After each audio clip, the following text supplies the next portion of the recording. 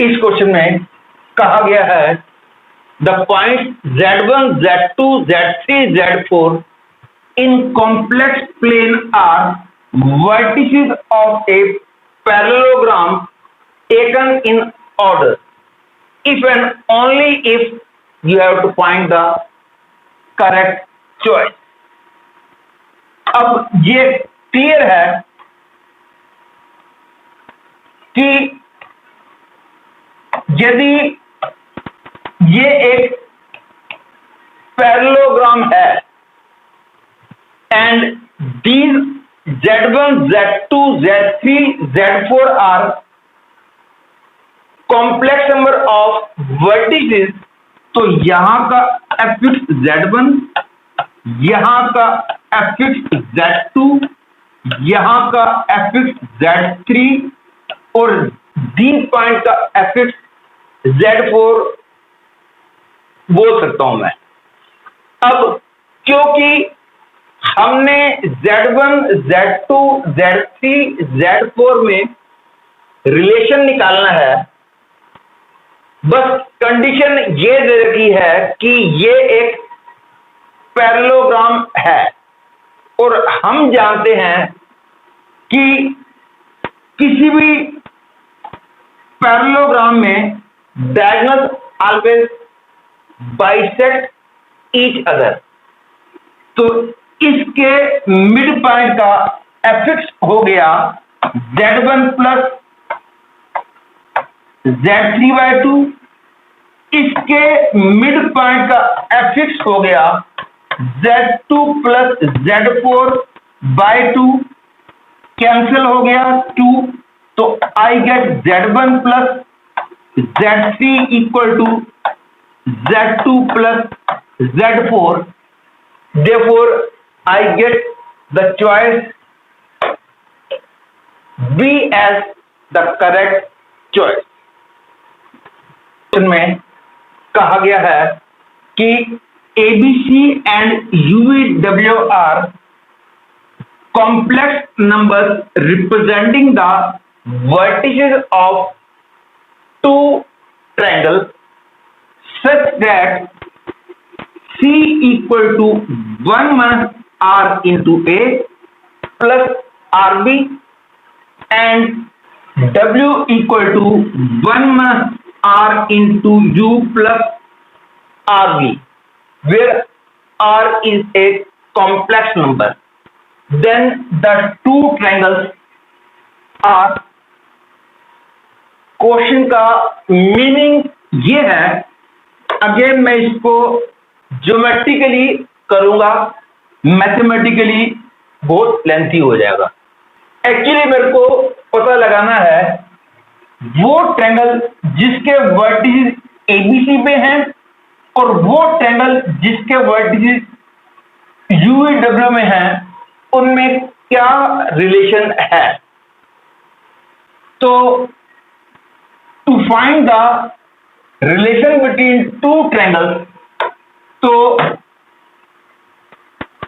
यहां से और यहां से दोनों जगह से मैं R की वैल्यू निकाल लेता हूं, तो I get C minus A equal to R into B minus A and W minus U equal to R into V minus U, that is R equal to C minus A upon B minus A.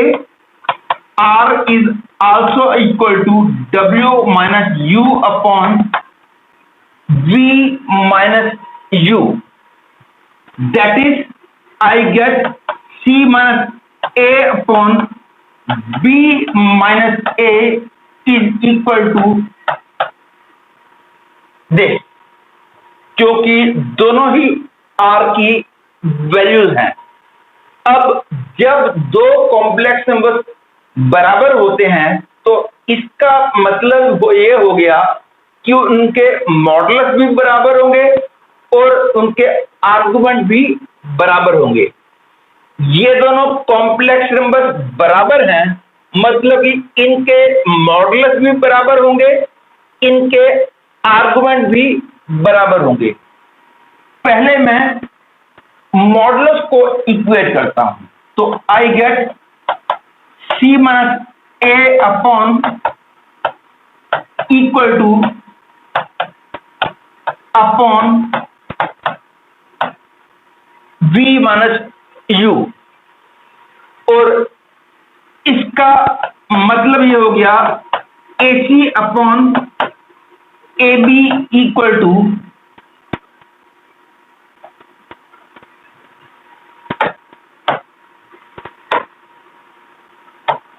You W upon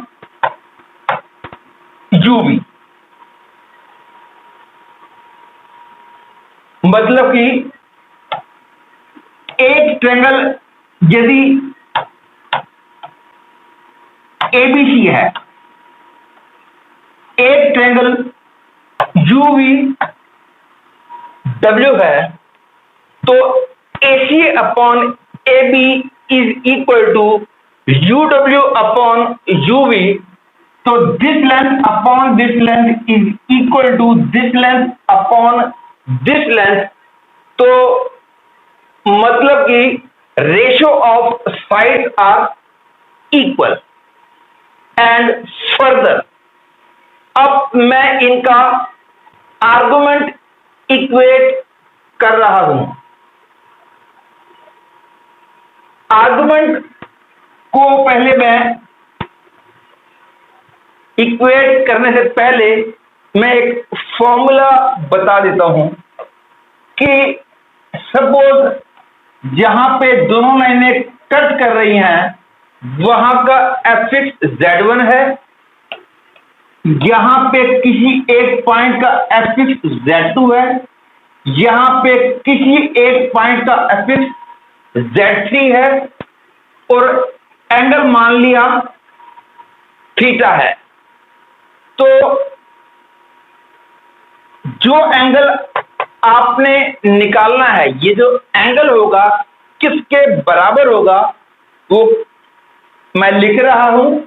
इसको आपने याद रखना है और उसको मैं इसके अंदर यूज भी करूंगा। आर्गुमेंट ऑफ, जहां जो एंगल आपने निकालना है वहां पे एंटी क्लॉकवाइज डायरेक्शन बना लो, और जहां से एंगल शुरू हो रहा है वो वाली लाइन को अपॉन में लिखो। ये वाला पॉइंट मान लिया ए है, ये वाला पॉइंट बी है, ये वाला पॉइंट सी है, तो अपॉन में आएगा ए बी वेक्टर, ऊपर आएगा A C vector, and this will be equal to this angle. और इसी को मैं इस फॉर्मूले इसके अंदर मैं यूज करने जा रहा हूं। ये मैं इसको मिटा रहा हूं, लेकिन ये हम याद रखेंगे कि this length upon this length is equal to this length upon this length, हमने प्रूव कर दिया है।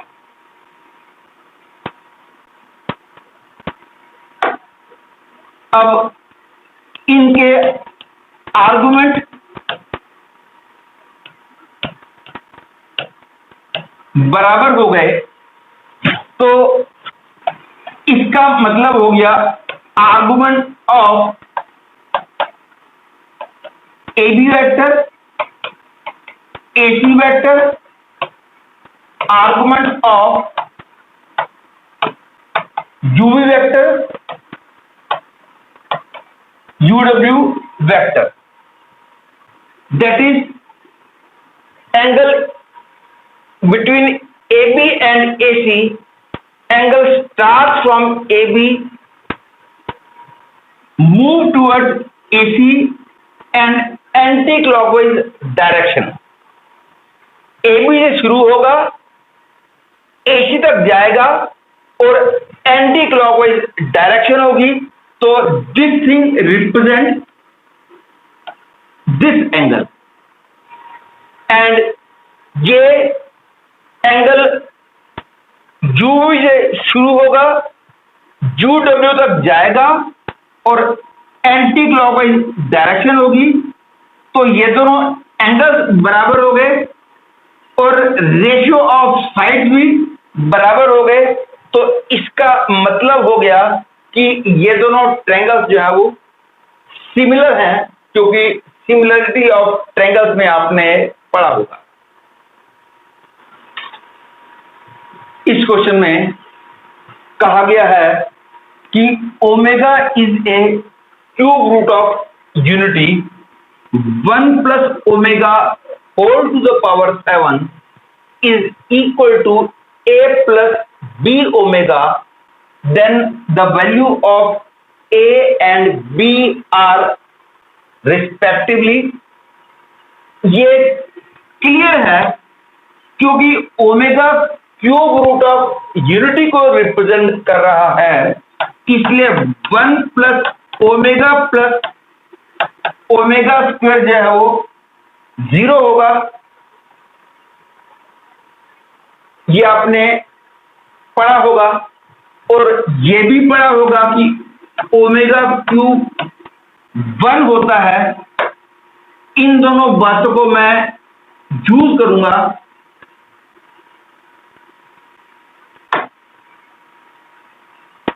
Using 1 plus omega square equal to 0 implies that 1 plus omega becomes minus omega square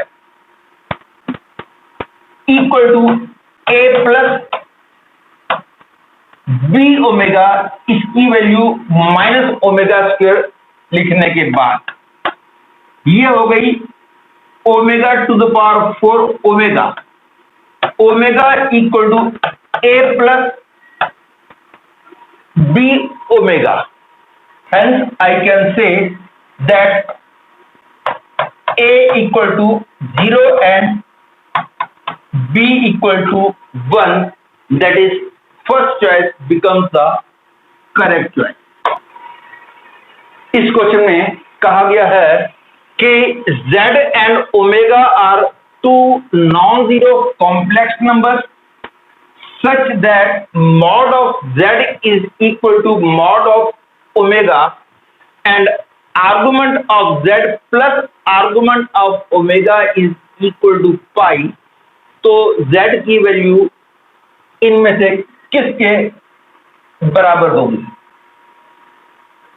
अब पहला इंफॉर्मेशन ये है कि mod of z is equal to mod of omega. तो इसको यूज करते हुए z को मैं r इंटू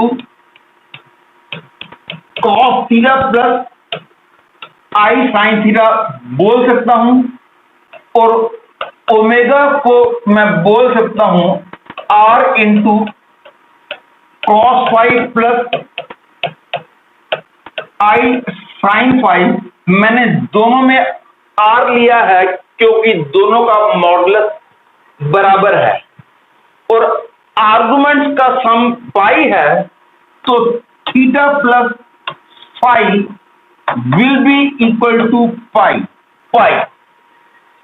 और इसका मतलब हो गया कि theta equal to pi minus five, क्योंकि ध्यान देना मेरे को z की वैल्यू चाहिए इन टर्म्स ऑफ ओमेगा। तो अब मैं थीटा की वैल्यू इसमें पुट कर देता हूं। z becomes r into cos pi minus five plus I sine pi minus five, that is z becomes r into minus cos five plus I sine five, that is I get z equal to minus r into cos phi minus I sin, and this means z equal to minus omega बार, क्योंकि omega की value ये थी तो इसलिए ये हो गया omega bar, तो z becomes minus omega bar, hence D choice becomes the correct choice. इस क्वेश्चन में कहा गया है कि z and omega are two complex numbers such that mod of z is less than or equal to 1, mod of omega is less than or equal to 1, mod of z plus I omega equal to mod of z minus I omega bar is equal to 2, तो z की value क्या हो? तो सबसे पहले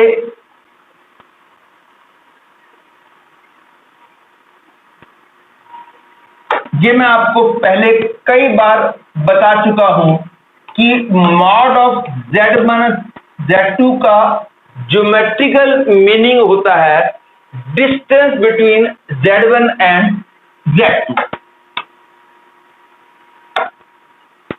अब इसको मैं लिख सकता हूं z minus I omega equal to z minus I omega bar equal to 2, and ये क्लियर है माइनस आई ओमेगा और I omega bar are conjugate of each other, तो मैं माइनस आई ओमेगा का नाम z डैश रख देता हूं, तो I get mod of z minus z dash equal to mod of z minus z bar dash equal to 2, और mod z less than और इक्वल टू 1 दे रखा है। इसका मतलब ये हो गया कि z lies anywhere on the circle और inside the circle with center 0 0 and radius 1, and mod of omega less than equal to 1 का मतलब omega lies anywhere inside the circle or on the boundary of circle with center 0 0 radius 1, तो इसका मतलब ये हो गया कि z भी इस सर्कल के बाउंड्री पे होगा या इनसाइड होगा, ओमेगा भी इस सर्कल की बाउंड्री पे होगा या इनसाइड होगा। अब क्योंकि हम z और z डैश में जो रिलेशन है वो थोड़ा सा सिंपल रिलेशन है, मैं पूरे क्वेश्चन को z डैश में कन्वर्ट करना मेरे लिए बिल्कुल आसान है, क्योंकि mod of omega less than equal to 1 है, तो ओमेगा लाइज एनीवेयर इनसाइड और on the boundary of a circle with centre 0 0 radius 1, तो यहां से मैं लिख सकता हूं z dash upon minus i less than और equal to 1, that is I get mod of z dash is less than or equal to 1, तो z dash उस सर्कल की बाउंड्री पे होगा या इनसाइड होगा जिसका सेंटर 0 0 रेडियस 1। अब गिवन इंफॉर्मेशन के हिसाब से इसका मतलब ये हो गया z का z डैश से भी डिस्टेंस 2 है, z का z बार डैश से भी डिस्टेंस 2 है, और ये क्लियर है z डैश और z बार डैश एक दूसरे की मिरर इमेज होंगे, taking x axis as mirror, और यदि z डैश यहां है तो z बार डैश नीचे होगा। z का इन दोनों से डिस्टेंस 2 है, तो ये तो केवल तब हो सकता है क्योंकि z भी इसके अंदर है। ये तो केवल तब ऐसा हो सकता है कि z डैश पहली बात तो बाउंड्री पे होना चाहिए, अंदर तो हो नहीं सकता क्योंकि z अंदर होगा, उन दोनों के बीच का डिस्टेंस 2 हो ही नहीं पाएगा। तो इसका क्लियर मतलब है कि z डैश जो है बाउंड्री पे होगा। z डैश यहां है तो इस इंफॉर्मेशन का मतलब z को फिर यहां होना पड़ेगा, और इस इंफॉर्मेशन का मतलब z dash z bar dash यहां है, क्योंकि दोनों एक दूसरे की मिरर इमेज होते हैं।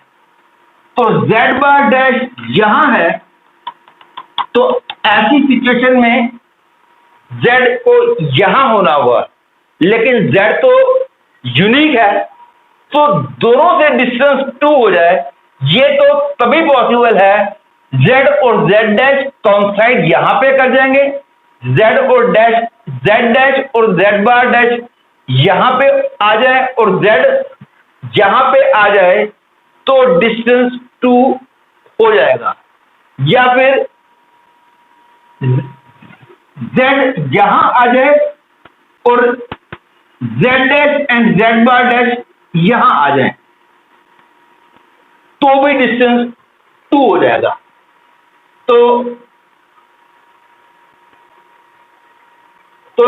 एक पॉसिबिलिटी है कि z डैश और z बार डैश यहां आ जाए, तब z यहां आएगा और वैल्यू हो जाएगी -1।